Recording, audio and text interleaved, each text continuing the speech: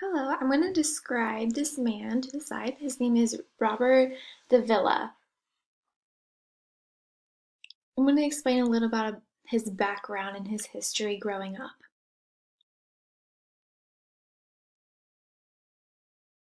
So Robert was born in Southern California. His parents and him were Mexican, but they were also very poor. He was born hearing, but then became deaf when he was 8 years old. His parents thought that education was very important, so they were trying to find a place that would fit Robert where he could go to school. They did find a school in Northern California in Berkeley, but they had to figure out how to get him to the school every day, considering they lived in Southern California. They decided that they would send him on a train up to North Carolina. Can you imagine that? 8 years old and getting on a train by yourself? I couldn't. But he did. He went up to Berkeley and went to school there because education was very important for his family.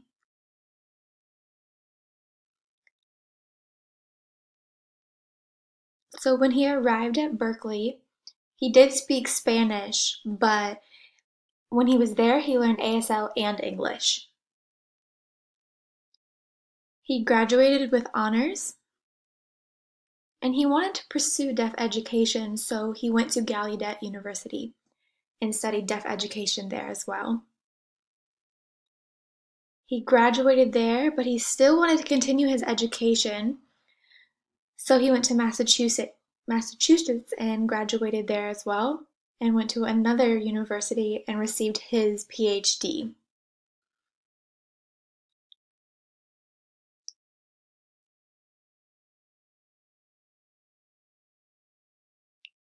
And he was the first Spanish graduate with a PhD. His work history started in New York, the School for the Deaf in New York.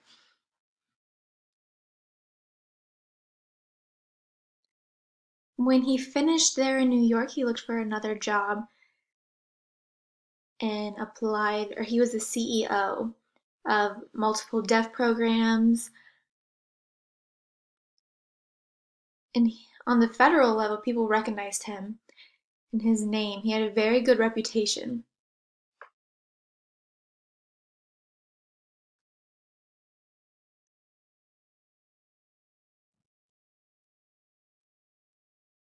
He was in charge of education for special education, and he organized different programs in schools and colleges, and even in his workforce. He explained how to teach the teachers to provide education to students.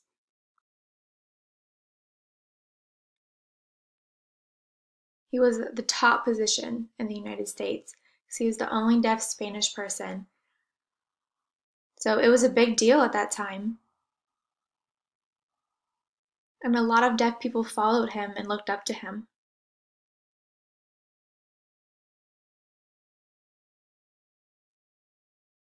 And people thought that he would be a perfect candidate for the president at Gallaudet.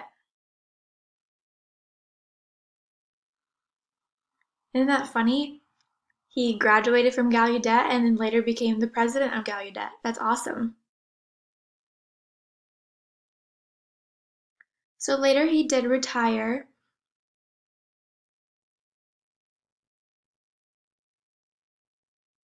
and they realized that schools weren't getting funding.